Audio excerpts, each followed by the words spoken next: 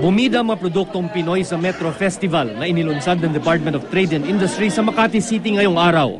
Sa showroom ng DTI, tampok ang samut-saring produktong gawang Pinoy tulad ng mga pagkain at herbal products.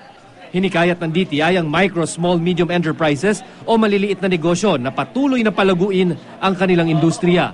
Nararapat daw na suportahan ang maliliit na negosyo dahil lumilikha ang mga ito ng trabaho para sa mga Pilipino. Sinong mag-aakala na ang garden na ito ay dating tambakan ng basura at ngayoy bagong atraksyon sa Rizal Park sa Maynila?